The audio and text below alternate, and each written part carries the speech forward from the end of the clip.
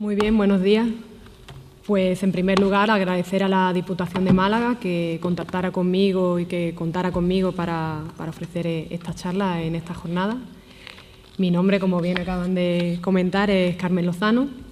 Soy doctora en Antropología Social, aunque actualmente trabajo de profesora de Sociología Rural en la Universidad Nacional de Educación a Distancia. Pertenezco sobre todo al grupo TECUDE, que significa Territorio, Cultura y Desarrollo, de la Universidad de Sevilla, y gran parte de los resultados de esta investigación estuvieron financiados por una ayuda del Centro de Estudios para la Despoblación y el Desarrollo Rural, algo así, a la investigación en 2008. Y este es el que finalizó recientemente y, bueno, estoy pendiente de un artículo, de una publicación. Bueno, cuando me plantearon... decir que la... Perdón. Aquí. Decidí subtitular esta comunicación, o bueno, esta charla como el reto de la inserción laboral femenina. Ahora veremos por qué, porque considerando el principal objetivo que pretendo es profundizar en el concepto de sostenibilidad social a partir del análisis de los mercados laborales femeninos en el medio rural andaluz. También pretendo analizar las luces y sombras de los proyectos de empleabilidad que se están implementando en Andalucía, así como sus posibilidades de integración laboral. Y bueno, para ello estudiaré diferentes experiencias, como son los nuevos yacimientos de empleo, los itinerarios de formación y empleo, más conocidos como talleres de empleo, que imagino que les sonarán, y los programas de fomento del empresariado rural. Esta es un poco la estructura de la conferencia. Bien, como todas ustedes saben, todos y todas ustedes, el término desarrollo sostenible se ha convertido desde su aparición en 1987 en uno de los conceptos fundamentales que ha guiado el diseño y ejecución de las políticas de desarrollo. Hay que tener en cuenta en este sentido que durante décadas el desarrollo se ha considerado como una vía única, una vía de dirección única, cuya única y lógica contrapartida era la degradación de los recursos naturales. Bien, no se tenía en cuenta que este mismo modelo de crecimiento ilimitado, que se consideraba ilimitado, se sustentaba sobre una base de unos recursos que son finitos. Pongamos como ejemplo, pues no sé, el petróleo, el agua, el carbón, etcétera. Esos recursos se van a acabar y tú no puedes seguir basando tu desarrollo en esa serie de recursos. Con lo cual, poco a poco, pues se empezó a considerar el medio ambiente no como un factor limitante y como una base que había que explotar, sino como un elemento fundamental de ese mismo desarrollo. Y ahí es donde empieza a acuñarse ese término desarrollo sostenible, que aunque empezó a generalizarse y a ponerse de moda con el informe Nuestro Futuro Común, o más conocido como el informe Brundtland, ya había aparecido en 1972 y ya bueno, se había debatido anteriormente. Bien, la aportación de este informe Brundtland fue considerar o poner sobre la mesa la necesidad de hacer compatible el medio ambiente con el desarrollo. Y además era interesante que se introducía una línea diacrónica, como vemos ahí. Es decir, se tenía en cuenta no solo la capacidad de las generaciones presentes para atender a sus necesidades, sino no comprometer la capacidad de las generaciones futuras para atender a sus propias necesidades. La consolidación de este término de desarrollo sostenible vino a coincidir con un cambio de rumbo de orientación en la política agraria común y en su intervención, en su modo de intervenir sobre los espacios rurales. Se pasó de una concepción del medio rural como un espacio eminentemente agrario, cuyo único objetivo era producir alimentos para la sociedad y que, por tanto, pues, había que implementar toda una serie de medidas para intensificar e industrializar la actividad agraria. Desde esta orientación, en torno a los años, principios de los 90, en 1992, comienza a pasarse a una concepción del medio rural como un espacio multifuncional en el que tiene lugar todo un conjunto de actividades, más allá de la mera producción de alimentos. El medio rural pues, es generador de paisajes, de todo generación de biodiversidad, de una serie de culturas, ahí vive una sociedad, etcétera, etcétera. Entonces, el objetivo no era tanto, pues comienza a diversificarse y es producir y conservar ese conjunto de bienes y servicios a través de una medida de diversificación económica que no se centre solo en la actividad agraria y de fomento de los recursos endógenos que esos territorios poseen. El tema de la sostenibilidad ha ido incorporándose paulatinamente a los diferentes documentos y reglamentos sobre desarrollo rural hasta pasar a ocupar un lugar preeminente, tal y como se observa pues, en la reforma de la PAC de 2003, que ya se titulaba A favor de una agricultura sostenible, o en el caso español, mediante la Ley para el Desarrollo Sostenible del Medio Rural, que fue aprobada en 2007 y de la que hablaremos con un poco más de extensión dentro de un rato. Sin embargo, la vinculación entre los términos sostenibilidad y desarrollo también ha sido objeto de diversas críticas. Se ha destacado que las razones del éxito de este concepto ha radicado en su imprecisión y flexibilidad, que le permiten adaptarse a una gran multiplicidad de contextos y situaciones en función de la variable sobre la que se incida. Ello ha propiciado que el concepto fluctúe entre dos grandes polos de referencia, como son el desarrollo y el medio ambiente. Desde el primero se sigue dando prioridad al crecimiento económico y se considera el medio ambiente como un factor correctivo, bueno, hay algo que tener en cuenta, vamos a conservar, vamos a tener algunos parques naturales, pero prácticamente ya está. Y desde el segundo, pues se da mayor importancia al equilibrio medioambiental, considerándolo como el eje estratégico al que deben supeditarse todos los demás factores. De la misma forma, la ambigüedad en torno a qué es lo que puede considerarse como necesidad, que como vimos era uno de los elementos fundamentales de la definición del desarrollo sostenible, asimismo la ambigüedad en torno a qué es lo que debe mantenerse o sostenerse, ha permitido a los gobiernos tener un amplio margen para adherirse a esta corriente de desarrollo sostenible, gran concepto de moda que se utiliza para todo, pero sin que en el fondo hayan adquirido compromisos concretos. Y esto, bueno, se ve claro, el desarrollo sostenible se utiliza en muchísimos documentos y agendas políticas, pero, por ejemplo, el protocolo de Kioto apenas ha sido refrendado por los Estados, que eso implica una serie de compromisos, una agenda, etcétera, etcétera. Del mismo modo, hay que señalar que dicho tema ha quedado reducido, como hemos visto, a dos ejes, el ambiental y la vertiente económica, pero otras dos dimensiones, como la social o la institucional, apenas se tienen en cuenta. En este sentido, hay autores que tienden a considerar tres esferas, la económica, ambiental y la social, y otros incluyen la institucional. Pero bueno, para el caso que nos ocupa, normalmente lo social se está considerando como una externalidad de lo económico, es decir, una vez que hemos conseguido un crecimiento económico, llegar a un estatus concreto, de ahí se deriva una calidad de vida para esa sociedad. Sin embargo, pues, hay toda una serie de autores que resaltan la importancia de esta esfera social y consideran que debe ser prioritaria pues, la construcción de redes sociales y de espacios de relaciones humanas en los que la calidad de vida pase a tener un papel fundamental. Este tema de la sostenibilidad social, aunque no se habla mucho, resulta fundamental a la hora de analizar y de intervenir sobre los espacios rurales.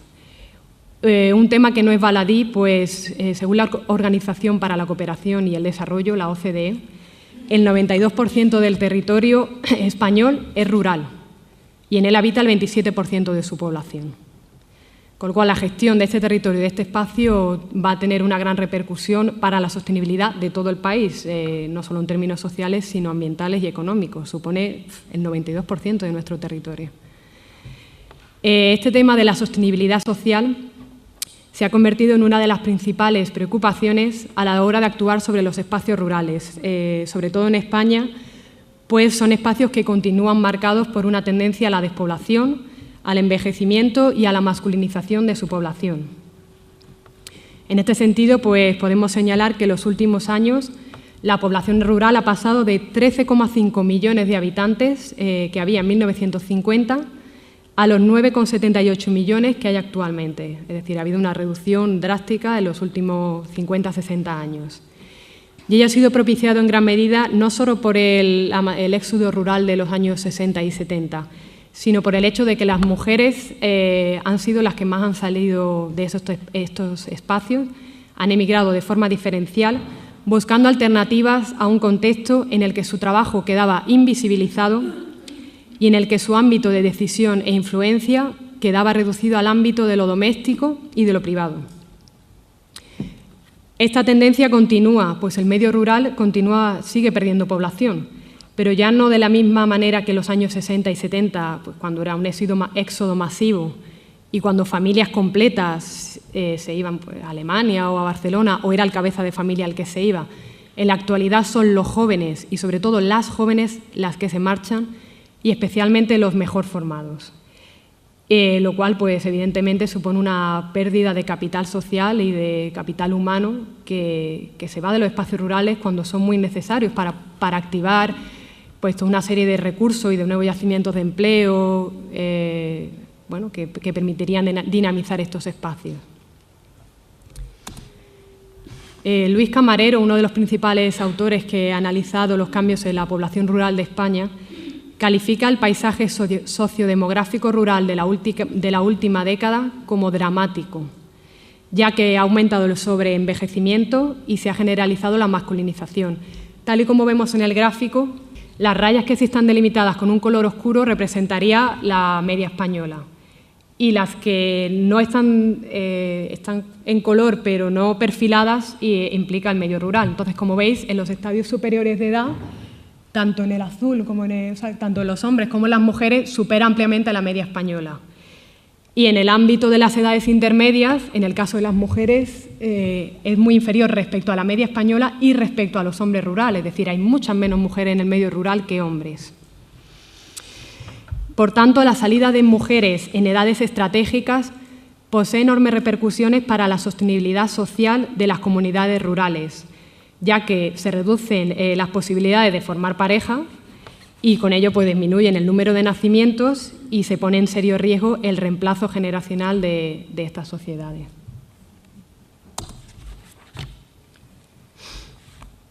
En la actualidad, aunque esta tendencia parece haberse ralentizado, aún hoy en los municipios menores de 2.000 habitantes había una proporción de 107 varones por cada 100 mujeres. Hay que señalar además que es en las cohortes de edad con mayor potencial reproductivo donde se producen las mayores desigualdades, llegando a su máximo en la población entre 45 y 49 años, en las que sí hay 130 hombres por cada 100 mujeres en España. Entre los factores que explicarían pues esta huida de mujeres, como Cecilia Díez lo ha denominado, estaría la falta de alternativa a la actividad agraria, así como la infravaloración del papel de la mujer en el ámbito laboral. Es decir, normalmente las mujeres en el ámbito rural, su trabajo se ha considerado como ayuda familiar agraria, ayuda agraria. Y bueno, un ejemplo claro, yo creo que en este sentido todo lo vais a entender, las mujeres, sobre todo en Andalucía, heredaban las olivas, como dicen en Jaén. Cuando los padres heredaban, partían igual para el hombre y para la mujer. Sin embargo, las mujeres casi nunca han sido titulares de sus propias explotaciones, no estaban dadas de alta, eran sus maridos los que gestionaban tanto las olivas de él como las de ella. Y en este caso, cuando yo hacía trabajo de campo para mi tesis doctoral e intentaba hablar con las mujeres socias de la cooperativa de producción ecológica, era dificilísimo hablar con ellas, porque al mencionar el tema del olivar, no, eso lo lleva mi marido. Entonces, no es solo la realidad estructural del mercado, sino que ellas mismas interiorizaban y a lo mejor iban al campo tanto como su marido, trabajaban en la poda, recogida de aceituna, podaban, espertugaban, hacían todo, pero no consideraban que lo suyo fuera trabajo, ¿no? Y de hecho, bueno, esta situación ha venido un poco a paliarla el tema de la titularidad compartida, la nueva ley de titularidad compartida en la que ya se reconoce formalmente, bueno, y a efectos de seguros y de cobrar una pensión, etcétera, esa titularidad, esa cogestión. Bien, asimismo, el tipo de trabajo al que pueden optar las mujeres de esta zona es aquel que requiere una escasa o nula cualificación, es poco estable, está altamente precarizado y responde a la lógica del trabajo a tiempo parcial y temporal. Toda esta situación ha provocado y sigue provocando la salida de las mujeres y de la población más joven y con mayores niveles de formación hacia las ciudades. Con todo, los espacios rurales europeos se han visto sometidos en las últimas décadas a una serie de cambios que les ha despojado de esa imagen anclada en la tradición, en el pasado, etcétera, para ofrecer la visión de paisajes dotados de un nuevo dinamismo. Uno de los signos más evidentes de estos cambios ha sido la transformación en las pautas migratorias. De este modo, frente al masivo éxodo rural y la unidireccionalidad de ese flujo migratorio del campo a la ciudad, ahora esas pautas son multidireccionales, es decir, del campo sigue saliendo gente a la ciudad, pero también de la ciudad cada vez más gente que se va a vivir pues, al entorno rural y no solo a zonas periurbanas, como podemos entender, o los alrededores de Málaga o de Sevilla o de Granada, que todos conocemos, sino a cabezas de comarca, podamos entender aquí cerca, bueno, lo que puede ser Antequera, Úbeda o incluso pueblos más pequeños. A ver, que piense ejemplos más claros, pero bueno, de los que yo conozco Andalucía. O incluso ya en el norte de España es muy claro, los Pirineos sí están ganando población. Pueblos pequeños, hay determinadas regiones que están o ganando población o por lo menos estabilizándose con la llegada de nuevos pobladores. Este fenómeno, todos estos cambios, se constata asimismo con el aumento del commuting, que se llama así, pero que no significa otra cosa que el desplazamiento entre el lugar de residencia y el lugar de trabajo. Es decir, esta movilidad diaria es mucho más amplia entre los habitantes del medio rural que del medio urbano, lo que viene a venir un poco en entredicho pues, esa percepción de inmovilidad que se tiene del espacio rural. Y paradójicamente, aunque después analizaremos con más detalle esto, esta movilidad se da mucho más entre las mujeres rurales que entre los hombres y sobre todo entre las mujeres de 20 a 35 años. Esta cuestión del commuting, según los últimos estudios, va a resultar determinante a la hora de que unos territorios se desarrollen y otros no. Es decir, el hecho de estar localizado en una zona concreta, con una estación de AVE a 1 hora, hora y media, que puedas llegar a Úbeda en 1 hora o a una capital de provincia, Jaén, a Granada, en 1 hora, hora y algo, que es lo que la gente está dispuesto a viajar para ir y volver del trabajo, va a resultar determinante para que la población siga viviendo en el medio rural. Además de ello, bueno, una cierta conectividad interna a nivel territorial y comarcal, que exista una red de transporte que te permita ir a la cabeza de comarca a trabajar y volver. También, como veremos, va a resultar fundamental para la inserción laboral de las mujeres rurales, el tener una cierta movilidad. Uno de los signos más evidentes también de estas transformaciones ha sido el cambio en las actividades económicas, es decir, ya no existe la tradicional asimilación entre mundo rural y actividad agraria. El mundo rural se está desagrarizando, cada vez hay menos población activa agraria y esta actividad pues, tiene un menor peso en la economía, tanto de esos territorios como en el Producto Interior Bruto de España. Se ha hablado de que el medio rural ha pasado del agrarismo a la terciarización, de que este sector está cobrando cada vez mayor importancia. Y en este papel, en este recorrido hacia la diversificación económica, las mujeres han tenido un papel fundamental, pues en la actualidad 4 de cada 5 mujeres rurales trabajan en el sector servicio. Esto puede ser importante. Bien, todas estas transformaciones están también relacionadas con la importancia que están adquiriendo los aspectos inmateriales y sobre todo cuestiones relacionadas como la calidad de vida, la seguridad alimentaria, la conservación del medio ambiente, etcétera, y que están propiciando que el medio rural deje de ser un espacio estrictamente productivo para ser un ámbito de consumo. Y yo creo que en esto hemos participado todos, en el tema del turismo rural, en ir a visitar un parque natural, hacer turismo de naturaleza, etcétera, etcétera, ¿no? Se percibe el medio rural de otra manera. Y ello está llevando a una revalorización de este medio, de estos espacios, sobre todo pues, a partir de la aplicación de una serie de políticas de desarrollo rural que están potenciando los recursos endógenos del territorio y la movilización y participación de la población local. Bien, todos estos cambios, junto a los programas de fomento del empleo femenino, han propiciado un cambio en las estrategias laborales femeninas de las mujeres rurales, que ya no consideran antagónico o totalmente diferente su condición de ruralidad con la formación y el empleo, sino que creen que todas esas esferas pueden compatibilizarse. Es decir, las estrategias de estas mujeres ya no pasan solo y exclusivamente por el desarraigo, por irse del medio rural, sino que están empezando a desarrollar fórmulas que les permiten compatibilizar la vida laboral y familiar, la autonomía personal y bueno, toda serie de vínculos con el medio rural. A continuación voy a realizar un pequeño recorrido sobre las características que presentan pues, el mercado laboral femenino en el medio rural. Todavía, bueno, en la actualidad, de cada 100 personas activas en el medio urbano, 43 son mujeres y 57 son hombres, y esta cifra se reduce en el caso de las mujeres rurales, o sea, en el caso del medio rural, pues solo hay 40 activas por cada 60 varones. Una situación que se invierte en relación al paro, ya que según la EPA de 2008, las mujeres españolas suponían el 53% de la población parada, mientras que las mujeres rurales eran el 56%. Es por esta razón que la inserción laboral de las mujeres rurales se ha convertido en uno de los principales ejes de actuación tanto de los programas de desarrollo rural como de las políticas activas de empleo. Sin embargo, en este esfuerzo, dichas políticas deben enfrentarse a dos tipos de condicionamiento. Los problemas a los que se enfrentan estas mujeres en tanto que mujeres y los problemas a los que se enfrentan en tanto que rurales. Por un lado, porque las categorías de género condicionan el modo en que se desarrollan las respectivas inserciones laborales de hombres y mujeres, los sectores concretos en los que esto se realiza, así como las distintas posiciones dentro de la estratificación laboral. Esto, así dicho, queda muy complicado, pero lo veremos cuando analicemos los nuevos yacimientos de empleo. Los condicionantes de género son determinantes a la hora de analizar la inserción laboral femenina, pues explican las trayectorias laborales de las mujeres en relación a sus ciclos vitales dentro del grupo familiar.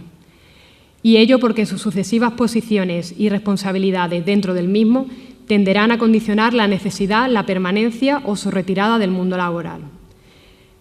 Volviendo al ejemplo que os he puesto anteriormente de que las mujeres entre 20 y 35 años, las mujeres rurales entre 20 y 35 años son las que más movilidad tienen, se debe en gran medida a que están bastante cualificadas. La mujer rural tiene más nivel de formación que los hombres rurales y suelen ir pues, a esas cabezas de comarca o incluso a las capitales a desarrollar su trabajo.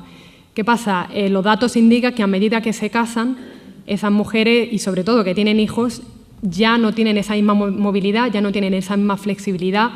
En este tipo de ámbitos se prioriza las actividades reproductivas respecto a las productivas y su ámbito de trabajo queda reducido al ámbito local y eso genera toda una serie de consecuencias.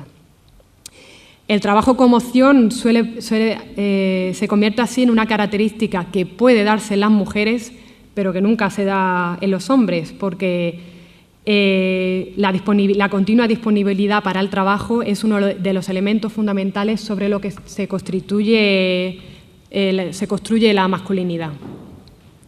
De ahí la mayoritaria presencia femenina en el mercado de trabajo informal y en la economía sumergida y la consiguiente invisibilización del trabajo femenino. Por tanto, la desigual posición de hombres y mujeres en el mundo del trabajo hay que entenderla como resultado de la interacción, por un lado, entre el conjunto de conocimientos, recursos y valores que modelan sus distintas trayectorias laborales y vitales, y por otro lado, por las oportunidades externas que les brindan los mercados de trabajo. En ese sentido, pues, las mujeres rurales se ven confrontadas pues, a unos mercados laborales mucho más estrechos, menos dinámicos, marcados por la temporalidad y la irregularidad. A ello hay que sumar las limitaciones estructurales que presentan los espacios rurales españoles, en términos pues, de falta de infraestructuras, peores carreteras, menor educación, no hay guarderías, etcétera, etcétera. Además, la necesidad de movilidad que requiere el hábito rural y el acceso a un empleo de calidad limita las posibilidades de inserción laboral de unas mujeres rurales, que, como hemos visto, a medida que adquieren responsabilidades familiares, ven limitado su acceso a los mercados extralaborales, debido a los problemas que hay en estos espacios para disociar la actividad reproductiva de la productiva. Bien, para actuar en este contexto se ha comenzado a introducir el principio de igualdad de oportunidades y la promoción de la transversalidad de género en todas las políticas y acciones que trabajan en estos temas, tanto a nivel comunitario, no quiero entrar mucho en este tema de legislaciones y políticas, Pero bueno, en la política comunitaria, a través de la estrategia marco comunitaria sobre la igualdad entre hombres y mujeres, que ya establecía que había que integrar la perspectiva de género en todas las políticas comunitarias, y en otra línea de actuación consideraba que había que poner en marcha acciones específicas en favor de las mujeres, de la que sería resultado este quinto programa de acción comunitario para la igualdad de oportunidades entre hombres y mujeres. En el caso de España, dicho objetivo pues, se ha incorporado efectivamente con la Ley para la Igualdad Efectiva de Mujeres y Hombres y a través del Plan Estratégico de Igualdad de Oportunidades. Un plan que abogaba por superar la discriminación y garantizar la igualdad a partir de 4 principios rectores: ciudadanía, empoderamiento, transversalidad e innovación. Lógicamente, uno de los ejes fundamentales para alcanzar esa igualdad han sido a través de las políticas de empleo. Y en este sentido, pues se empezó hace bastantes años a trabajar sobre el tema desde 1997 con la Estrategia Europea para el Empleo.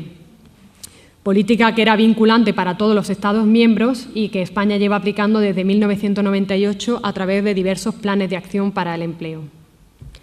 A través de toda una serie de acciones positivas, bueno, etcétera, etcétera, ¿no? Tampoco quiero entrar mucho en esto.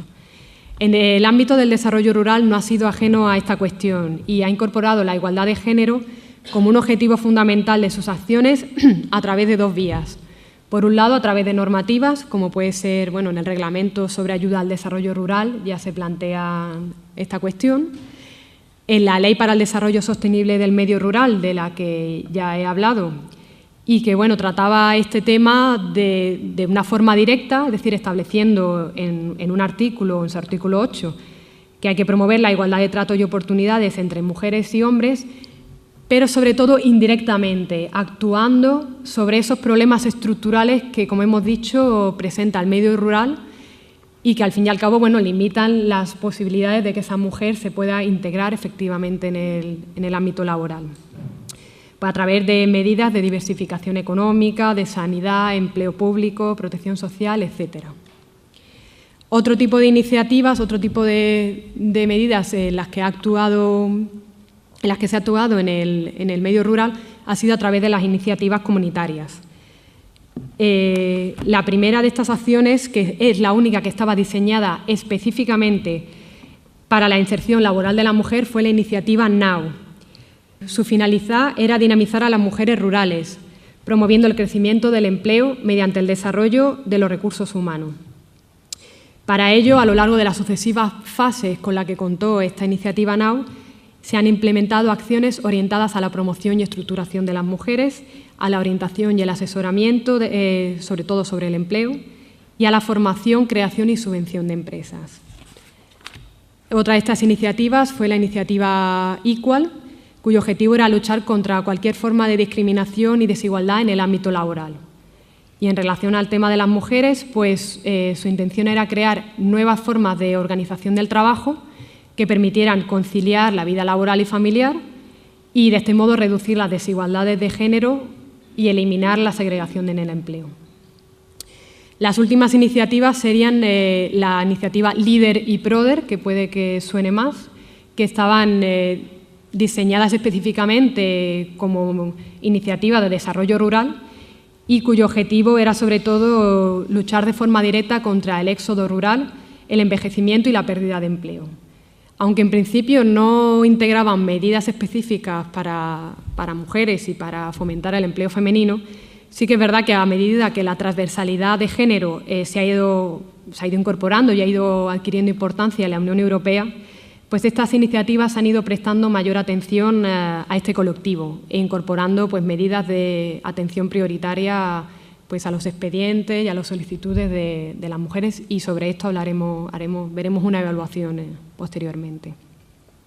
Sobre todo ha sido en el LEADER Plus, en la penúltima prácticamente iniciativas LEADER, en el que se ha puesto especial atención a la igualdad de oportunidades y otorgando apoyo prioritario a estas iniciativas. Y lo que interesaba más de estas iniciativas comunitarias, más allá, bueno, de un poco ver qué es lo que ha hecho cada una, es que estos proyectos de desarrollo han abierto un nuevo campo a la forma de diseñar y ejecutar los proyectos de desarrollo, al basarse en una visión territorial, descentralizada, en un enfoque abajo arriba, y han creado toda una densa red de instituciones que son los que permiten entender pues, la proliferación de programas de fomento del empleo en el medio rural, es decir, siglas, o sea, los grupos de desarrollo rural, mancomunidades, la UTDLT, Andalucía Orienta, la Delegación de la Mujer, etcétera, etcétera, ¿no? Otra de las principales estrategias para el fomento del empleo en las zonas rurales ha sido la identificación y potenciación de los nuevos yacimientos de empleo. Unos nuevos yacimientos de empleo que han ido apareciendo como resultado de los recientes cambios demográficos y socioeconómicos. El envejecimiento de la población, la incorporación generalizada de la mujer al trabajo, cambios en los modelos de familia, mayor tiempo de ocio, mayor demanda de consumo de medio ambiente, de espacios naturales, etc. Estos vocablos, yacimiento y empleo, aparecieron unidos por primera vez en 1993 en el documento Crecimiento, Competitividad y Empleo, retos y pistas para entrar en el siglo XXI, que bueno, todo el mundo conoce como el Libro Blanco de Delors, y que bueno, se creó sobre todo para responder a un marco creciente de incertidumbre en el tema del empleo a nivel comunitario. En él se definían una serie de características para estos nuevos yacimientos de empleo.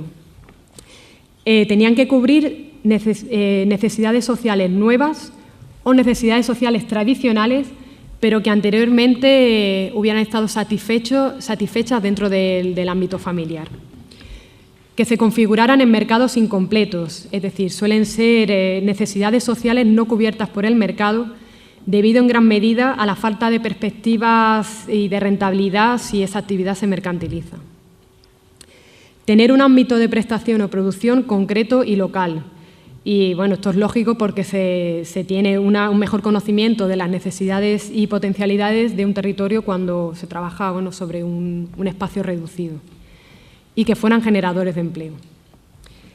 Este informe ya identificaba 17 yacimientos de empleo englobados dentro de 4 apartados: servicios a la vida diaria, servicios de mejora del marco de la vida, servicios culturales y de ocio y servicios al medio ambiente.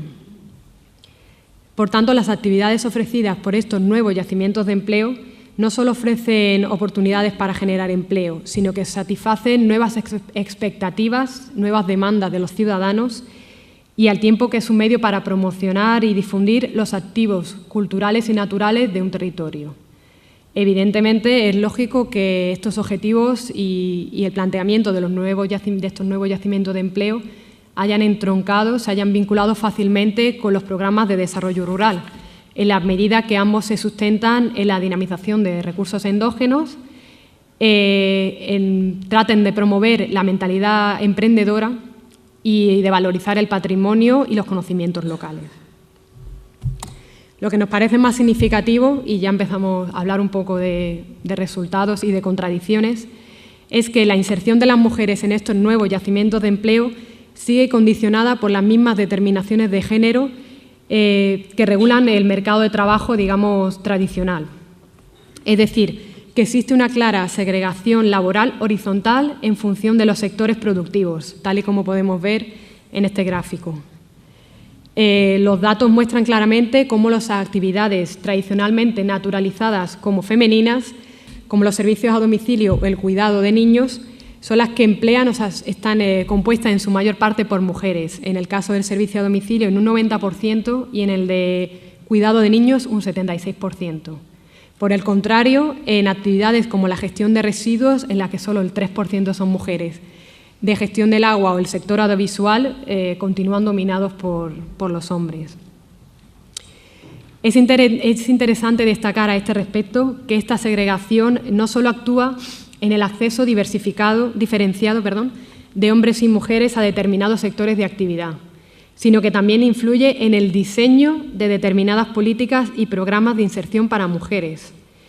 Ello explica que, como veremos en los talleres de empleo, mucha de la oferta formativa que se ofrece a estas mujeres y que esté relacionado con estos nuevos yacimientos de empleo, al fin y al cabo vuelve a redundar en esos trabajos tradicionalmente feminizados. Sin embargo, hay determinados sectores que demandan creciente mano de obra con un nivel de formación medio y especializado en los que sí existe pues, un cierto equilibrio entre hombres y mujeres, como sería, como vemos ahí, el turismo, las nuevas tecnologías de la información o el desarrollo de la cultura local. Bien, dentro de este contexto en el que la formación se ha convertido en una de las herramientas fundamentales para adaptar a las mujeres a los requerimientos del mercado de trabajo, destacan por sus características específicas y por su amplia trayectoria los talleres de empleo. Este programa surge en 1999 tras los positivos resultados obtenidos por las escuelas taller y estaba orientado a mejorar las capacidades de los desempleados mayores de 25 años y especialmente a aquellos colectivos con especiales dificultades como parados de larga duración, mayores de 45 años, personas discapacitadas y mujeres. Una de las características más significativas de estos talleres de empleo es que durante el tiempo que duran los mismos, que suelen ser entre 6 meses y un año, los alumnos reciben formación teórico-práctica, pero también realizan trabajos en módulos integrados en una de las 20 familias profesionales que existen y que suelen estar vinculados a estos nuevos yacimientos de empleo. Como contraprestación por su trabajo, los alumnos reciben una retribución económica que suele ser del 1,5 veces el salario mínimo interprofesional establecido. Por tanto, es un programa mixto de formación y empleo que trata de mejorar la formación de estas personas para que puedan integrarse en el mercado de trabajo por cuenta ajena o por cuenta propia. Es característico porque estos talleres de empleo incluyen además un módulo de alfabetización informática y se apoya a los alumnos para que los que no tienen terminada la educación secundaria obligatoria la terminen. Y asimismo contempla un programa de acompañamiento para que los alumnos en los 6 meses posteriores a la finalización del taller cuenten con asesoramiento si se quieren establecer por cuenta propia o, existen una serie de acuerdos, se promueven los contratos indefinidos entre las empresas y los alumnos. Es decir, presenta toda una serie de características que en principio pueden resultar interesantes, aunque los efectos ya veremos que son un poco perversos. Aunque estos programas no han sido diseñados exclusivamente para su implementación en el medio rural, nosotros sí realizamos una investigación sobre el tema considerando que era interesante por el hecho de que se cobre un sueldo, una contraprestación económica, lo que genera toda una serie de consecuencias y también pues porque está teniendo bastante incidencia a la hora de mejorar las condiciones formativas y de abrir nuevas oportunidades laborales para las mujeres rurales. Asimismo, en un contexto en el que, como hemos dicho, no hay demasiada oferta formativa, pues estos talleres vienen a suplir bastante bien esa deficiencia y por eso elegimos esta temática. Bien, haciendo un pequeño recorrido, hasta 2005, que son los últimos datos disponibles, porque sobre este tema hay bastante opacidad, se han realizado en España un total de 4.756 talleres de empleo en toda España, abarcando un total de 97.317 alumnos. Lo que es significativo es que la participación femenina ha ido en aumento, tal como vemos en el cuadro, pues ha pasado de haber 56% de mujeres en el año 2000 al 70% en el 2004. Andalucía se hizo cargo de este programa a partir de 2004, que es cuando se produce la transferencia de competencias en materia de empleo. Aunque normalmente ha aplicado el mismo modelo de programa que el que existe a nivel estatal, se introdujo una serie de modificaciones. En el caso de los talleres de empleo tenía que haber un mínimo del 50% de alumnas. Como vemos, estas expectativas se han cumplido y en 2008 casi el 74% de los participantes eran mujeres. Además, incluye no solo el módulo de alfabetización informática, sino otros como la de prevención de riesgos laborales, sensibilización medioambiental, algo que me parece muy importante como es el fomento de la actividad emprendedora, la igualdad de género, etcétera, etcétera, ¿no? Bien, nosotros realizamos una primera investigación en 3 comarcas andaluzas, que era Sierra Mágina, Guadalteba aquí en Málaga y Sierra de Cádiz. Y posteriormente, y a la vista del interés que tenía el tema, yo realicé una investigación mucho más intensiva, diacrónica, porque vimos que los resultados eran un poco más a largo plazo de lo esperado. Entonces, se necesitaba ver un poco más, retrotraerse a los primeros proyectos y ver cómo había sido su impacto. Y bueno, en todos estos casos realizamos investigación utilizando una metodología cualitativa en base a entrevistas en profundidad y grupos de discusión. Bien, aquí voy a reflejar un poco también los resultados de esta investigación en base a lo que esas participantes y los técnicos encargados de implementarla nos comentaban. Entre las motivaciones, pues sobre todo estas mujeres destacaban que mejoraba su empleabilidad, que lógicamente mejoraba, pues estaban interesadas en participar en esos programas para poder aspirar a algo mejor. La motivación económica era muy importante, el hecho de que se cobre un sueldo para muchas era el atractivo fundamental que tenían estos talleres. Otras comentaban que bueno, les permitía hacer algo diferente a la actividad doméstica y al cuidado de los niños y al mismo tiempo que pues, se relacionaban con otras mujeres. El tema de la sociabilidad también era bastante importante. En cuanto al nivel de satisfacción que demostraban, pues consideramos que era medio porque resaltaban que la formación había sido adecuada, pero que era insuficiente y sobre todo en el tema de las prácticas. Es decir, no se veían totalmente preparadas para una inserción efectiva en el ámbito laboral según la temática del taller. En el caso de aquellas mujeres que sí posteriormente al taller habían desarrollado una actividad por cuenta propia, esa demanda de formación complementaria era mayor, porque claro, al enfrentarse al mundo empresarial, pues se daban cuenta de que era muy necesario tener conocimientos de marketing, de comercialización, de gestión, contabilidad, etc. Y algunas, las menos, se preguntaban sobre la adecuación de estos talleres a la realidad del mercado laboral. Es decir, muchas te decían, si es que no hacen más que hacer talleres de atención geriátrica cuando ya es un mercado que está saturado y todavía siguen haciendo más, ¿no? No tiene una visión muy clara, pero sí una cierta percepción del tema. Bien, los informes y evaluaciones que analizan el impacto de estos talleres suelen proyectar una imagen bastante positiva de los mismos, ya que se considera que la participación en estos mejora sensiblemente la empleabilidad de los y las participantes. En este sentido, si analizamos los datos disponibles del Ministerio de Trabajo y Asuntos Sociales, se indicaba que el índice de inserción era durante el primer año, el año posterior a la realización del taller, era de un 62%. Un índice que era menor para las mujeres, que no llegaba al 59%, que para los hombres. Sin embargo, hay que tener en cuenta que se suele considerar inserción cualquier tipo de colocación a la que acceda esa persona durante el año posterior, independientemente de que tenga relación o no con la formación recibida y del tiempo que dure. Es decir, cualquier peonada, sea de un día o dos, que se realice durante el año posterior, se considera inserción, aunque tú hayas hecho un taller de elaboración de productos cosméticos. ¿Qué pasa? Que pues cuando ya se ve la relación entre la formación recibida y la inserción, pues resulta que el 72,48% de estas colocaciones no tenían relación con la formación recibida. Y lo que sí, bueno, de ese 27,52% que sí había tenido una relación, la mayor correlación en el caso de los hombres se daba en las familias profesionales de edificación y obras públicas, en la agraria y la industria pesada, y en el caso de mujeres en la de sanidad y los servicios personales y a la comunidad.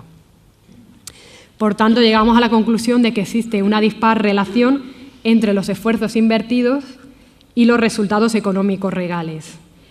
Y bueno, yo suponía que a pesar de la cantidad de programas y ayudas que se han implementado en el medio rural para fomentar este empleo femenino, pues las acciones alcanzan un escaso éxito un escaso éxito en cuanto a creación de empresas y puestos de trabajo.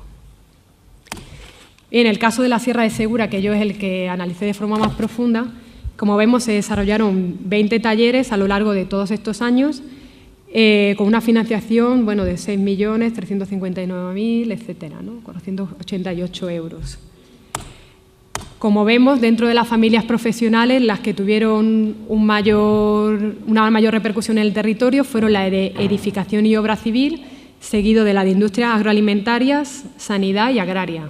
Comentar que el territorio, la Sierra de Segura, si la conocéis, está conoceréis el Parque Natural de Cazorla, Segura y Las Villas, en el extremo nororiental de la provincia de Jaén, y ha sido tradicionalmente una comarca agraria y ganadera, ¿no? Bien, si ya nos ateníamos a los módulos que realmente se habían implementado, vemos cómo la cosa cambia un poco.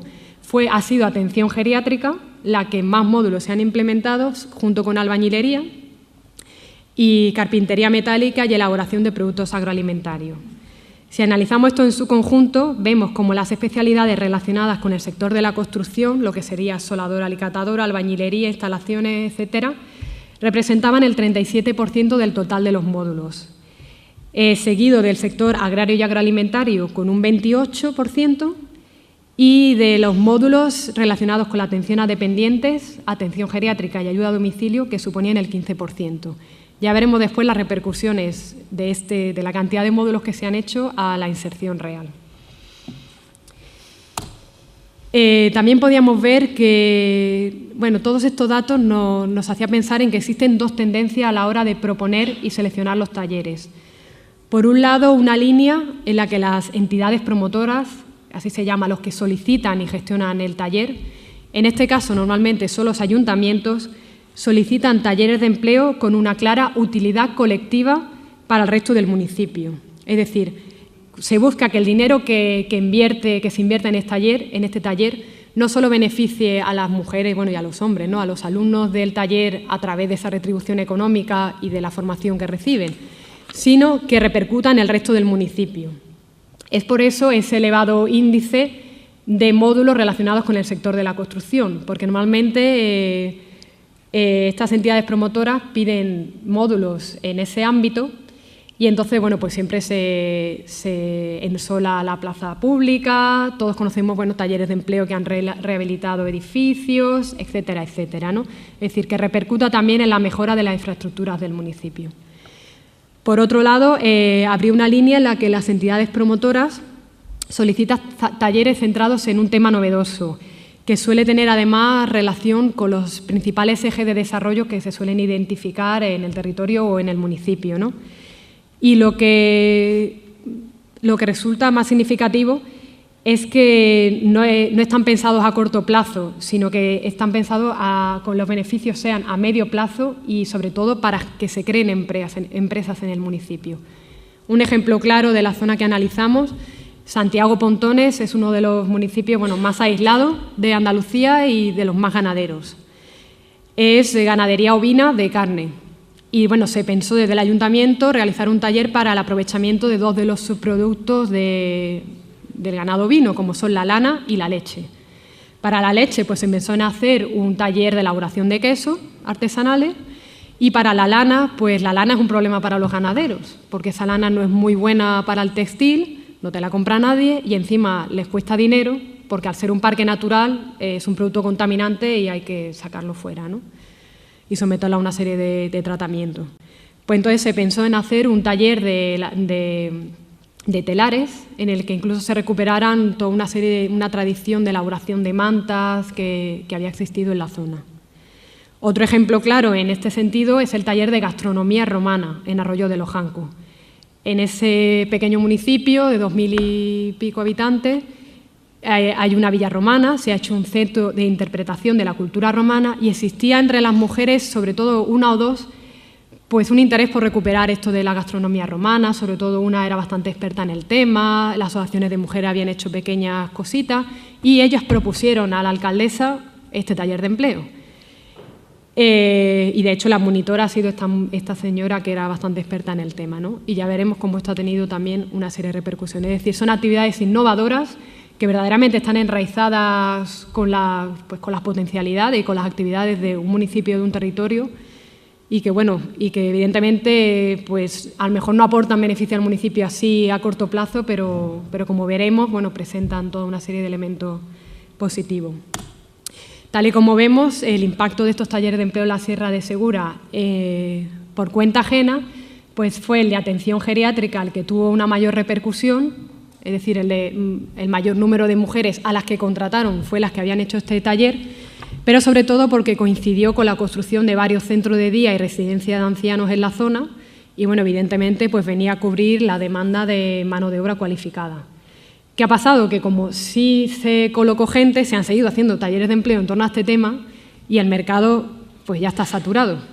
Incluso con la ley se pensaba que con la ley de dependencia iban a surgir nuevas oportunidades, pero la verdad que en estos ámbitos rurales sigue siendo la familia y sobre todo las mujeres las que cuidan de los dependientes y, bueno, la verdad que a los asilos, a la residencia de ancianos se le llevan casos muy, muy extremos.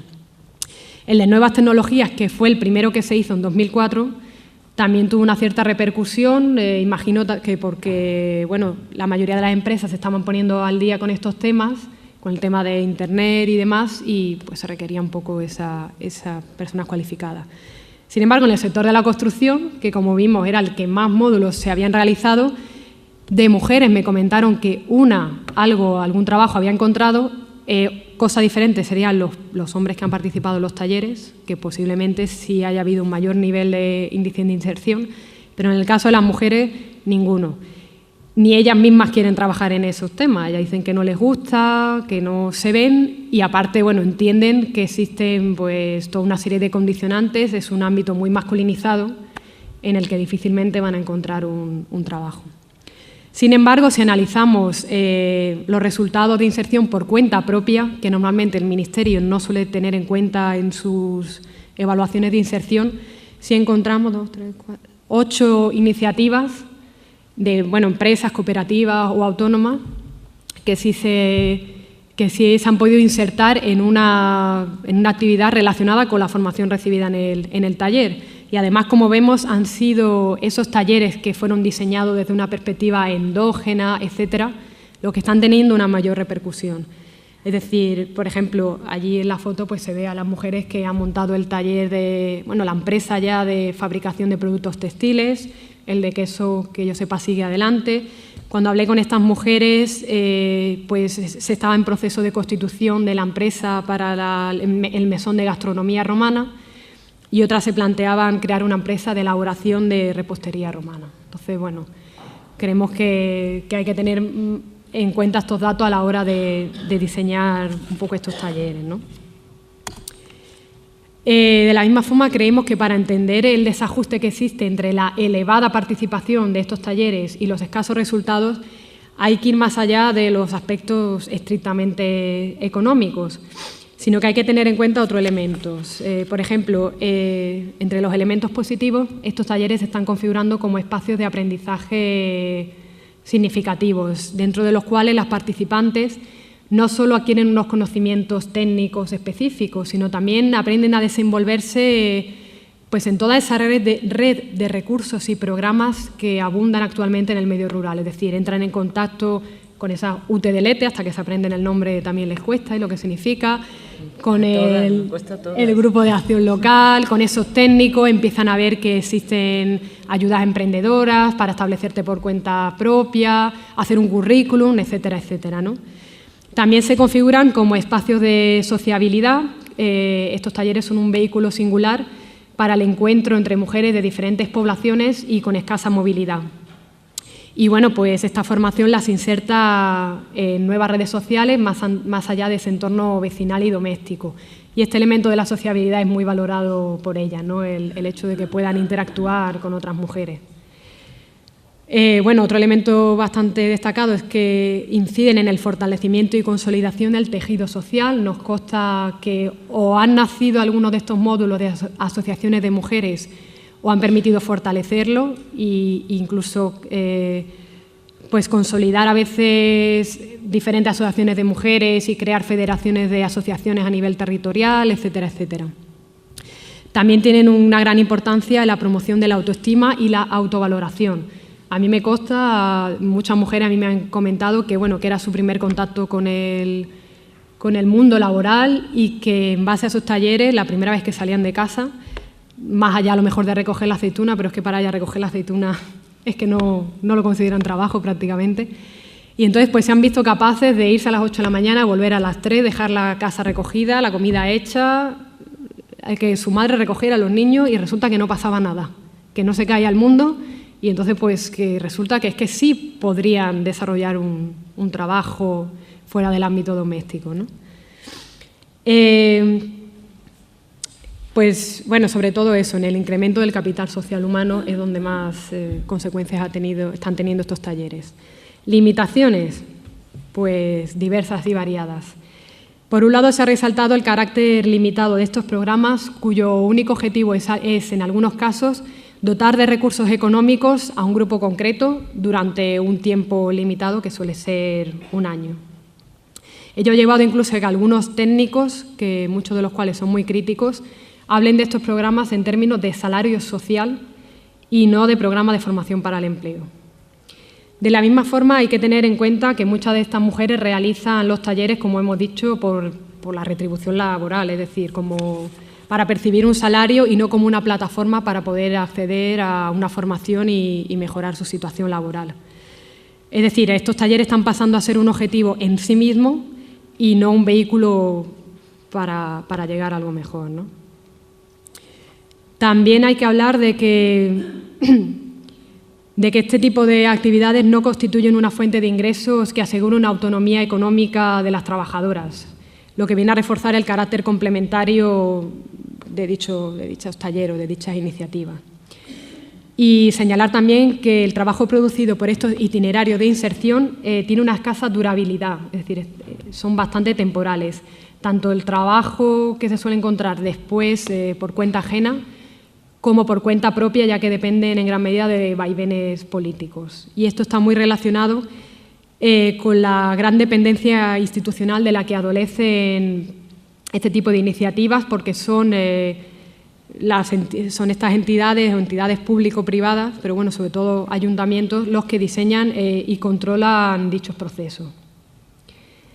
Y bueno, evidentemente la sobreprotección administrativa de estas iniciativas de empleo está situando a las participantes en un mundo laboral que consideramos irreal. Por ejemplo, en el caso de las mujeres de los telares, al acabar el taller prácticamente se las impulsó, casi se las medio obligó a un grupo, no obligó a entenderlo, pero hubo ahí una fuerte presión para que se constituyeran como cooperativa, que ellas preferían otro modelo, pero interesaba que fuera una cooperativa. En este sentido, vamos, lo critico, pero también hay que entender que esto es necesario para que salgan algunas de estas iniciativas. Se les cedió la nave donde habían hecho los talleres, la maquinaria que habían utilizado, que total, para tenerla muerta de risa, más vale que se utilice para eso, ¿no? Se les dio asesoramiento, toda una serie de cosas que en principio están muy bien, pero en el momento que, por lo que sea, por ejemplo, cambie ese equipo de gobierno, como pasó en Siles, en el que la agricultura ecológica ha sido un objetivo prioritario, la iniciativa que allí se formó, en cuanto entró en el gobierno del siguiente equipo, la agricultura ecológica dejó de ser una prioridad y perdieron todo el apoyo de golpe. Entonces, claro, te mantienen en una situación irreal en la que recibes asesoramiento, te hacen los papeles, te llevan al notario y ya todo, te lo hacen todo. Con lo cual, cuando ese apoyo desaparece, pues se ven enfrentadas a un mundo pues, que no conocen, ¿no?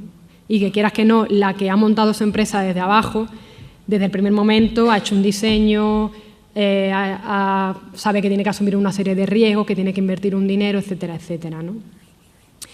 Y bueno, incluso hay otras personas que van más allá para señalar que este tipo de programas apenas tiene incidencia en la promoción de la cultura emprendedora, sino que supone una forma de ahondar en la cultura del subsidio. Es decir, al final la gente solo hace este tipo de programas si recibe un sueldo a cambio. Y esto está llevando a que cursos como los de formación profesional ocupacional, que tiene una formación mucho más amplia, la gente es que no lo hace. Te dice, no, si no cobro, pues no lo hace. Y bueno, al hecho de que hay que entender que estos programas, estos talleres de empleo tienen un gran rédito político. Es decir, tienen unos resultados a corto plazo y además visibles, porque si te han arreglado la plaza del pueblo, la calle tal, pues respecto a los programas de fomento de la cultura empresarial que veremos a continuación, pues resultan más rentables políticamente hablando. Tenía aquí recogida una serie de propuestas que los actores hacen para que estos talleres tengan mayor inserción, pero creo que voy a pasar un poco de ellos para poder entrar en el siguiente tema, si no, no nos va a dar tiempo. Bien, se ha considerado la figura del emprendedor como uno de los paradigmas de las políticas de desarrollo rural, y para ello se han incentivado pues, toda una serie de programas, de iniciativas de autoempleo, de asociacionismo entre mujeres empresarias, etcétera, etcétera, ¿no? Sin embargo, los resultados de estos programas no han sido tan halagüeños como cabría esperar. Por ejemplo, en el caso del LEADER, vemos como el porcentaje de proyectos a mujeres respecto a los totales era del 8,78 y en el caso del PRODER del 5,7. Y el coste que se han invertido en los expedientes que iban protagonizados por mujeres era menor. En el caso de Andalucía, como vemos, estos datos se reducen todavía más, pues el número de expedientes de mujeres era solo del 7%, aunque la inversión media en Andalucía había sido mejor. Es decir, aunque parezca en la valoración media que realiza este estudio, Andalucía no quedaba de todas formas muy mal parada. Para esto hay que entender lo que no se suele tener en cuenta a la hora de fomentar esa mentalidad emprendedora es las propias características que tiene el empresariado rural femenino. Es decir, son empresas mucho más pequeñas, con una menor capacidad económica, menos empleados, suele estar ubicada mucho en el ámbito doméstico. La dedicación al negocio está siempre subordinado a las obligaciones y responsabilidades familiares. Tienen poca capacidad de riesgo, algo que se les suele pedir a las emprendedoras, pero que no suelen tener las empresarias rurales. Y algo que me parecía muy destacado es que el nivel de formación de las empresarias es menor que el de las asalariadas. Pero para ello hay que entender que normalmente estas mujeres llegan a ser empresarias por herencia familiar o por matrimonio. Es decir, les viene un poco dado, ¿no?, para el mantenimiento de ese patrimonio familiar. Y que utilizan la formación, o sea, la formación que conoce, el conocimiento experto y adquirido, y la formación que las instituciones les suelen dar, pues la ven como un mecanismo de visibilización y de conocer a otras mujeres, pero no lo consideran como algo esencial. Aquí traigo algunos datos sobre el empresariado rural femenino, que no difieren mucho del español que acabo de presentar. Simplemente, bueno, pues que el modelo de empresaria mayoritario es el no empleador, que es el 75%, lo cual demuestra que son empresas de muy pequeño tamaño. También hay que entender que las mismas características de estos programas hacen que los resultados sean débiles, por así decirlo. Están muy focalizados en el turismo. Son difícilmente adaptables a las estrategias económicas familiares sin que ello conlleve un cambio en la atribución de los roles dentro del núcleo familiar. Es decir, mientras que en los talleres de empleo tú dejabas tu casa hecha, te ibas y volvías, aquí tú eres la dueña de un negocio, tienes que tomar decisiones, tienes autonomía económica, etcétera, etcétera. Entonces genera muchos más conflictos. Requiere muchas mayores dosis de motivación, autoestima y empoderamiento. Eres tú la que o gestionas tu proyecto o si vas a crear una empresa hay que plantearse muchísimas cosas, no es como en el otro caso que te viene todo dado desde arriba. Y ello implica un mayor tiempo de maduración de estos programas. Y evidentemente pues tiene un menor rédito político por esa misma actuación a medio y largo plazo. Bien, para terminar, quisiera destacar que, aunque es indudable que la participación laboral femenina ha sido un hecho constante entre las clases trabajadoras y no un fenómeno reciente, como a veces se repite en exceso, lo cierto es que, en términos generales, la creciente feminización de la población activa es ya una realidad incuestionable. Una tendencia que marca tanto la composición de los mercados de trabajo en los países desarrollados como la misma evolución de las representaciones sociales sobre el trabajo de la mujer, en el que se ha pasado de un modelo dominante, como veíamos, marcado por la opcionalidad, a otro en el que se combinan dedicación profesional y obligaciones familiares. Lo interesante es que si analizamos la lógica que rige la composición de estos mercados laborales, como hemos visto, esta dinámica no ha conseguido anular los mecanismos de construcción social de la discriminación. Y esto nos permite entender las limitadas expectativas de empleo que existen en las zonas rurales españolas, que terminan situando a estas mujeres en los sectores que requieren escasa o nula cualificación y en trabajos poco estables. Por otro lado, consideramos que toda esa nueva red de recursos y programas que se han ubicado en el contexto rural han tenido una implicación positiva en la inserción laboral de las mujeres porque ha multiplicado las oportunidades de tutela y acompañamiento tanto para la puesta en marcha y consolidación de las iniciativas como para el apoyo financiero y administrativo. Es decir, Lógicamente, ha multiplicado la oferta formativa y, como hemos dicho, aunque a veces se caiga la sobreprotección institucional, existen toda una serie de instrumentos y medios que esas mujeres pueden utilizar. Y además, bueno, porque permiten suavizar un poco esos dobles condicionantes que veíamos que tenían las mujeres rurales en cuanto a mujeres y en cuanto a rurales. Sin embargo, consideramos que estas acciones siguen sin adecuarse a las expectativas y a la realidad sociolaboral de la población rural femenina, ni a la composición de los mercados de trabajo. Asimismo, la sobreprotección institucional termina por lastrar muchas de estas iniciativas, dado que la misma retórica de las ayudas sitúa al pretendido espíritu empresarial y emprendedor en la absoluta dependencia institucional.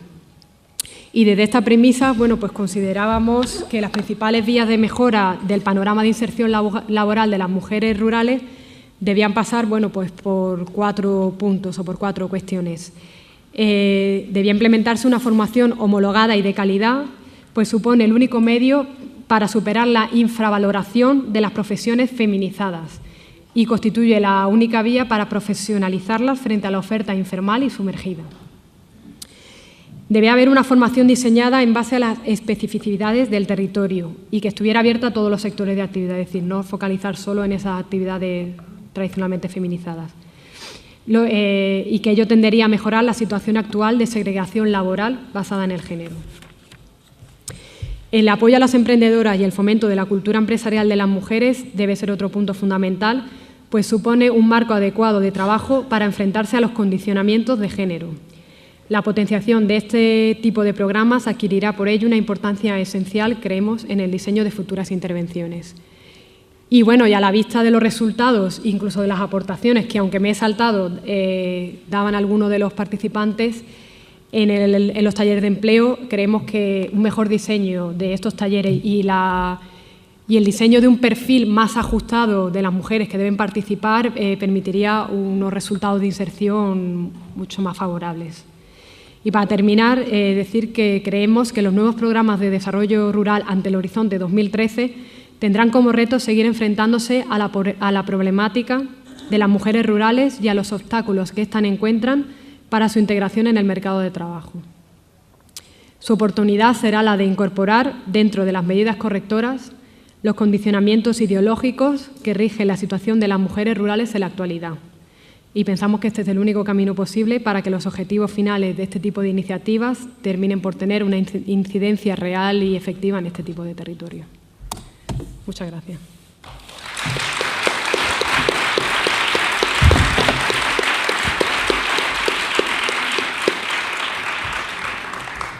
Bueno, pues muchas gracias. Me ha resultado muy interesante. A mí el tema me encanta además. Bueno, se inicia un turno de palabras y cuando queráis podéis levantar la mano. Soy de Jaén, ¿sabes, capital? Y como te has referido a Jaén, pues te quiero explicar algo de Jaén. Yo he estado trabajando, voy a empezar por Jaén, a las mujeres la oportunidad que nos ha dado, que es para rechazarlas todas. Porque yo me iba a Francia, que vamos a dejar eso, me tiraba 9 años en un cortijo de Francia. Venía de Francia en octubre y en noviembre me iba a otro cortijo a la aceituna y eso la casa la levantó. Pero eso para una mujer, para una juventud, eso es humillante, porque lo rural es que no se quiere, porque lo rural no te da ninguna comodidad, no te da un agua, como quien dice, para beberla, unas tiendas, unos niños que vayan al colegio. Y si los pueblos esos rurales están desapareciendo, tenían que desaparecer todos, que lo hagan ellos. El que tiene una tierra, que la trabaje. Pero a costa de 4 pobres allí metidos en lo rural, que no son capaces ni siquiera, y yo no estoy hablando con palabras técnicas porque no las sé, os estoy hablando con la realidad. Os voy a hablar de mí y de mi gente de alrededor, Y lo rural, para mí, yo pienso que en un cortijo yo me moriría. Pero no es porque yo lo vea muy malo, sino porque la que no lo ha pasado no sabe lo que es irse a un sitio rural. Una mujer, yo soy viuda, te voy a poner mi comparación, y voy a orar ya de los muertos, pues hacerle a mi marido allí, a mis padres, lo que se hace todo el mundo. Bueno, pues como me voy de aquí y me voy a un pueblo, pues resulta que toda la ropa que llevo de aquí me la tengo que dejar aquí y vestirme como en lo rural.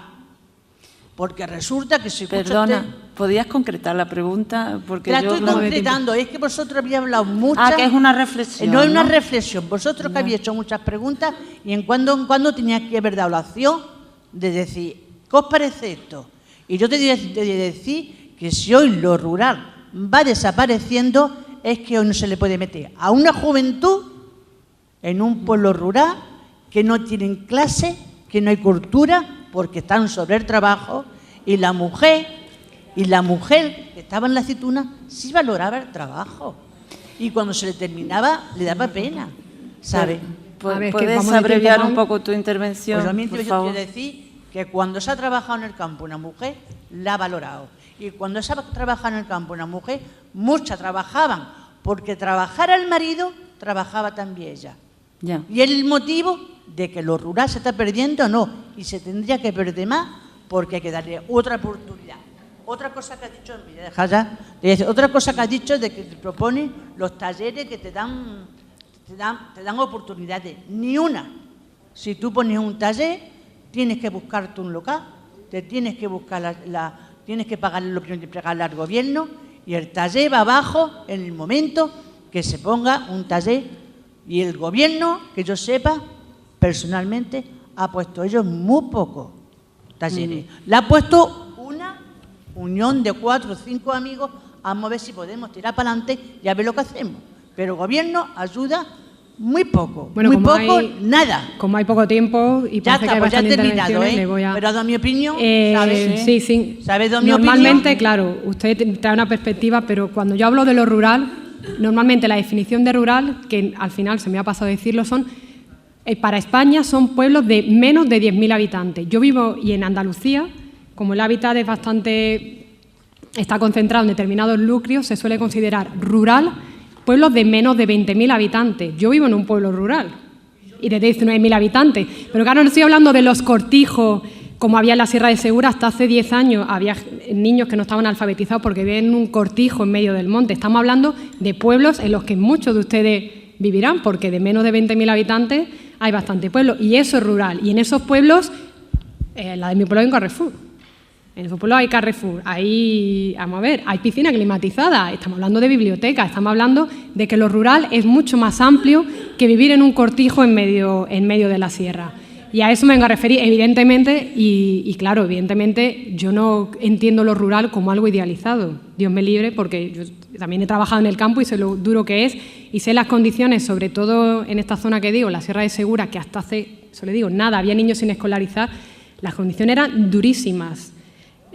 Ahora han hecho un hospital comarcal, pero antes las mujeres que parían en los coches, vamos, a hora y media de cualquier hospital. O sea, no estoy hablando de nada que sea idealizado, estoy hablando de que los pueblos de menos de 20.000 habitantes en Andalucía son rurales, con lo cual el margen es muy amplio. En Asturias o en el País Vasco, Teresa no lo puede decir, que el hábitat es mucho más extensivo, pues sí, hay muchas más casas, es otro tipo de poblamiento y las relaciones con lo rural son diferentes. Pero aquí, que estamos aglutinados en pueblos, pues, y tampoco, y la visión de lo rural, yo creo que lo rural, algunos pueden hablar cómo han cambiado pues, esos pueblos, cómo se han asfaltado calles, cómo hay mucha más vida, más comercio, etcétera, etcétera, ¿no? Entonces, bueno. Sí, bueno, yo tengo como 3 reflexiones, preguntas. Lo que pasa es que a raíz de lo que se ha suscitado con lo del medio rural y urbano, solo quiero puntualizar una cosa. Para conocimiento de la mayoría de las personas de la sala, que no solo cuando se entiende rural y urbano es solo por el número de habitantes, de la estadística que va a cambiar en la propia Unión Europea, para Francia, para Dinamarca, son en números distintos de personas, sino también por otros conceptos que te hablan de ruralidad o de urbanización, que tienen que ver con los modos de vida de las personas. Entonces, en ese cajón desastre caben muchas cosas, pero sí yo creo que se ha suscitado esto porque en el imaginario de la sala, cuando se ha hablado de rural, cada persona ha conectado lo que sería su mente con una idea de territorio. Y para esa señora pues ha sido su concepto de cortijo, pero para la mayoría de las personas que a lo mejor están aquí trabajando, pues han referido mentalmente a su municipio, a su lugar de origen. Entonces, a lo mejor hubiera sido necesario que al principio pues contextualizar, territorializar lo que es ese concepto con los distintos modos de vida que conlleva, y así hubiera sido, a lo mejor nos hubiera suscitado esa discusión. Luego, con respecto al... Bueno, primero felicitarte, ¿no? Felicitarte por esa exposición general del mundo rural en España y esa información puntual, específica de lo que nos atañe aquí a Andalucía, ¿no? Con esa experiencia de trabajo y de análisis que ha hecho. Cuando ha estado trabajando, describiendo la pirámide de población española, y hemos visto perfectamente el perfil de la en edad de trabajar, de lo que es la población rural y la población que no es rural, pues has comentado, como efectivamente se ve en la pirámide de población, que efectivamente la población masculina ha habido ha habido más personas masculinas en el medio rural, y sin embargo ha habido como una pérdida, según se refleja en la pirámide, de personas en edades de trabajar femeninos en el medio rural. Entonces, eso se entiende si tú cruzas esa información con los datos de la inmigración. La inmigración, que en los últimos 10, 15, 20 años, y así se ha constatado en el último informe demográfico que están asesorando ahora mismo al Ministerio, el profesor Cazorla, a nivel de demografía, pues en ese análisis que hace se contempla cómo la mayoría de la inmigración masculina ha ido asentándose en determinados medios rurales simplemente porque eran espacios laborales abandonados por los autóctonos del lugar, que se han ido a trabajar a la obra, a la construcción, que era lo que dejaba más dinero. Entonces han abandonado oficios tradicionales vinculados a la agricultura, han abandonado incluso ese saber, porque es un aprendizaje no reglado, esos conocimientos, y ese hueco lo han ido ocupando hombres que han venido a trabajar. Incluso en algunos sitios ya se está invirtiendo esa información. Si ese análisis no se hace a nivel global español, sino que se hace a nivel más local, te das cuenta que, por ejemplo, con el tema de la agricultura se ha ido invirtiendo el tema, y hay mujeres, o sea, hay más mujeres que están ocupando esos estratos laborales, mujeres que vienen de fuera, sobre todo de los países del norte, ¿no? Y luego, otro de los... concreta un poquito. Sí, otro de los aspectos... Es que vamos muy mal de tiempo, de verdad. Sí, Marilú. Otro de los aspectos que tú has planteado, que son los de los talleres de utilidad colectiva, han mencionado que efectivamente en esos talleres se ofrecen talleres de albañilería, de ensoleado, de jardinería, de construcción, que efectivamente son talleres bastante masculinizados. El problema no es que los talleres sean masculinizados, el problema es que hay que motivar o incentivar o hacer posible que en esos talleres haya mujeres y que luego las obras que salen de esos talleres sean hechas por mujeres y viceversa. O sea, que el taller de elaboración de queso o de lo que sea propio de los oficios femeninos más tradicionales sean también ocupados por hombres. O sea, romper esos estereotipos en los usuarios o en los destinatarios de esos talleres, ¿vale?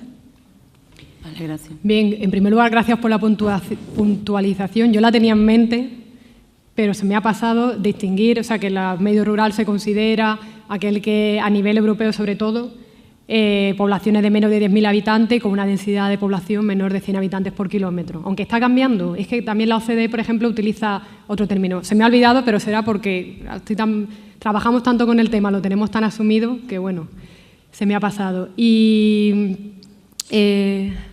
¿qué iba a decir yo? En relación a la segunda cuestión, que ahora no me... Inmigración. El tema de la inmigración, sí que es verdad lo que comenta, lo que pasa es que en ese mapa es muy variable. Claro, en Andalucía, sobre todo oriental, han llegado muchísimos hombres a Almería, y si te vas a Moguer o a la parte de Huelva, es una inmigración totalmente feminizada. A la fresa y todo esto son mujeres. Entonces, en ese mapa de nuevos residentes en el medio rural con la inmigración trabajadora, tal y como la denomina Camarero, pues ahí se configuran paisajes diferenciados, y es bastante interesante analizar, pero bueno, a nivel de España queda un poco diluido. Nada, Carmen, felicidades, que yo también he aprendido mucho con lo que cuentas. Mi pregunta es la siguiente. Hace poco leíamos en los periódicos de Málaga que las colas para jóvenes para matricularse en cursos de formación profesional eran brutales. Mis alumnas se matan. En mi instituto queremos hacer un taller de peluquería porque quieren ser peluqueras, las gitanas de mi barrio, pero, que es una canción, pero bueno, que las gitanas de mi barrio quieren ser peluqueras. Y entonces, yo no sé de empleo, pero no hay taller. Solo hay taller de mantenimiento de edificios, que son armarios empotrados que estaban por allí dando la tabarra hasta que se fueron con 16 y ahora llegan con 19. Más armario allí, al patio, con los de 12 años. Que es como una mafia, o sea, solo verles andar ya te quitas de en medio. Y claro, ahí, bueno, esto es como policial, los profesores vigilando, este se escupe, el otro se pega. Y encima eso, o sea, vale, que hagan edificios, o sea, que hagan mantenimiento de edificios. Pero sí, bueno, y vale. Que entonces yo veo que ahora lo rural, de verdad, cada uno es verdad, tenemos un imaginario en la cabeza. A mí me mandaron a Corte de la Frontera y ha sido el año más feliz de mi vida. Entonces, ¿qué pasa? Pues que, y soy de Madrid y el primer mes lloré mucho. Yo decía, no me he venido a Málaga y ahora aquí. Yo viendo gallinas, me iba a morir. Pero luego ya vas viendo lo que es la lluvia, lo que son las gallinas y ya es diferente. O sea, lo que es el mundo rural. Y lo que bien que me lo pasé, quiero decir. Que me lo pasé muy bien, quiero decir, y ya está. Y entonces, pues bueno, que ahora tenemos un problemazo con la ciudad también, ¿no? Esos talleres, ¿alguien ha pensado que se puedan hacer aquí ya una vez analizados? Tienen este inconveniente, porque lo del dinero es un inconveniente, lo tenemos en bachillerato y es un inconveniente, pero en el ámbito rural no lo es. O sea, cada cosa, los que sabéis, ¿no?, que se estudie, porque no... ¿qué hacemos ahora también con la carretera Cádiz o con Portada Alta, que eso está sobremasificado? Problema de lo rural no hay gente, problema de la ciudad hay mucha, apegotonada y todo el día con las manos cruzadas de 16 a 29 años. Es que eso es muy significativo porque, a ver, cursos de formación profesional ocupacional y talleres de empleo hay en el medio rural y en el medio urbano.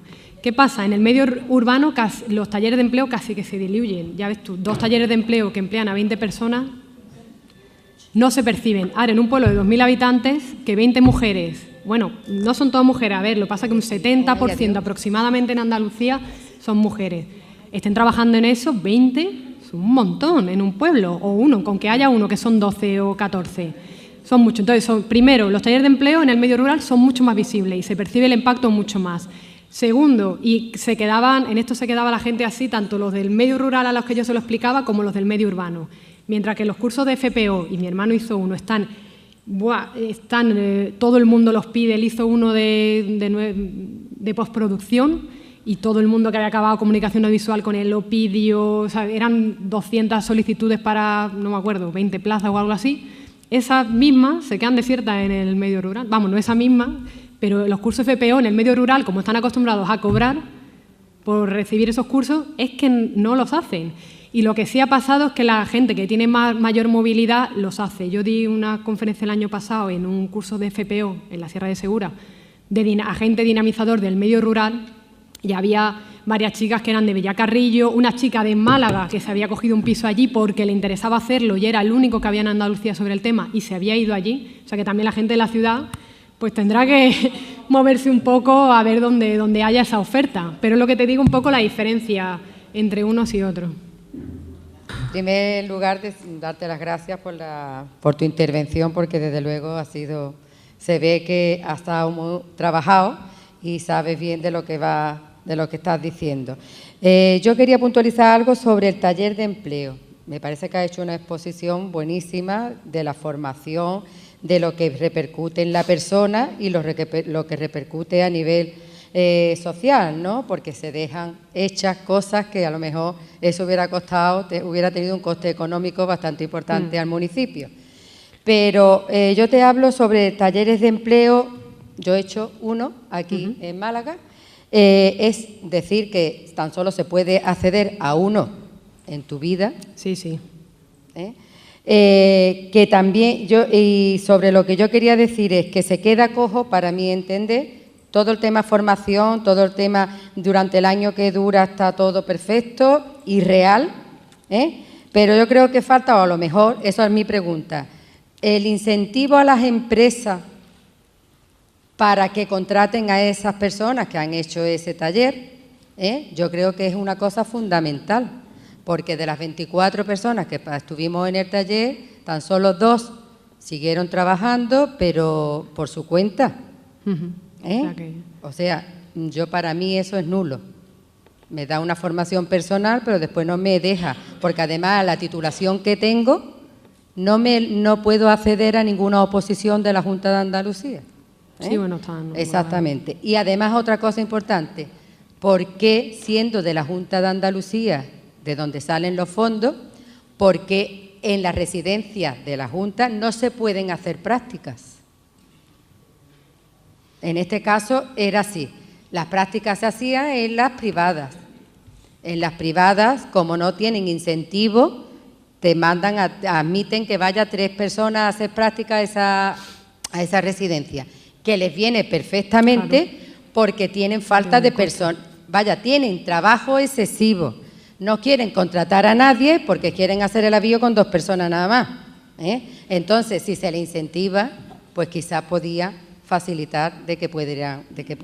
Y además, lo que no sabe, a lo mejor me lo puedes explicar tú, o si lo sabes, ¿por qué no se deja de que se hagan prácticas en una residencia de donde se nutre ese taller?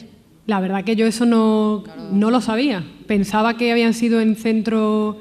En la zona que yo estuve hay varias residencias privadas y una pública, y la verdad que no caí en ese tema en preguntarlo. O ellas no dijeron nada de eso, con lo cual pues no tenía constancia. Claro, yo en ese momento tampoco me di cuenta, claro. Pero te das cuenta después cuando dices, bueno, el resultado de esto ¿qué es? Y por qué se nos niega, por qué no podemos hacer prácticas en una residencia pública. Bueno, buenos días. Yo me llamo Javier, trabajo en un centro de desarrollo rural desde 1992.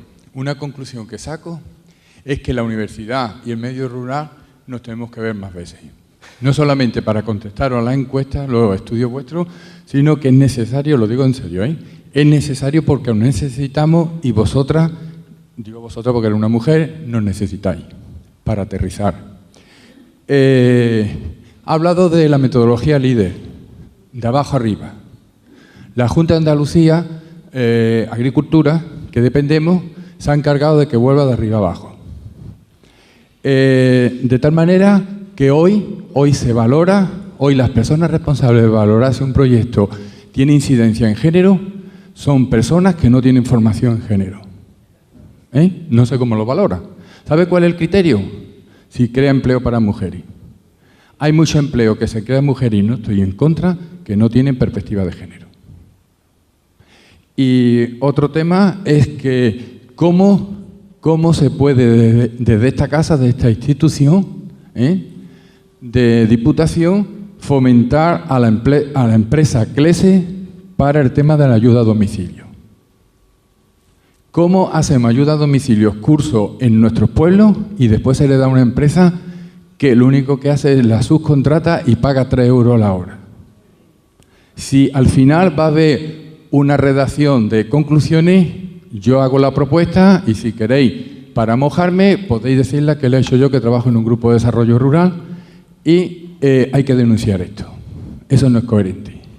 Hay que ayudar a lo de abajo y no a lo de arriba. La empresa CLESE, para quien no lo sepa, está Florentino, uno que era antes del Madrid, y todos los que están en los grandes clubes son todos mafiosos. Bueno, en primer lugar, yo estoy totalmente de acuerdo en lo del intercambio entre lo rural y la universidad. Lógicamente, yo soy especialista en medio rural y, bueno, para mi tesis, como casi todos los antropólogos, a mí me supuso vivir 2 años en el medio rural porque el pueblo que más grande es Bea de Segura, que tiene 7.000 habitantes, que además me lo pasé estupendamente en pueblos de 2.000 y 7.000 habitantes. Fueron unos años muy buenos. Y evidentemente para mí para mi grupo de investigación, los grupos de desarrollo rural siempre son un poco la plataforma para acceder a los territorios, lógicamente. Entonces, bueno, yo en eso lo suscribo totalmente. Y bueno, lo del enfoque abajo-arriba, yo lo he destacado como un poco la aportación que se realizaba en teoría. Ya hemos visto como, por ejemplo, estos talleres de empleo de abajo arriba, hombre, porque se diseñan desde los ayuntamientos, pero en ningún momento se pregunta a las mujeres o al ámbito o a los mismos ciudadanos de que querrían hacer un taller. Solo en el caso de gastronomía romana, ante la demanda de las mujeres, la alcaldesa se decidió hacerlo. Algún caso he conocido, pero en general suelen venir desde arriba impuestos según las necesidades o lo que el alcalde de turno considere importante. Otra cosa son los grupos de desarrollo rural. Los talleres que ellos piden sí suelen estar muy articulados con los ejes de desarrollo, pero bueno, que lógicamente...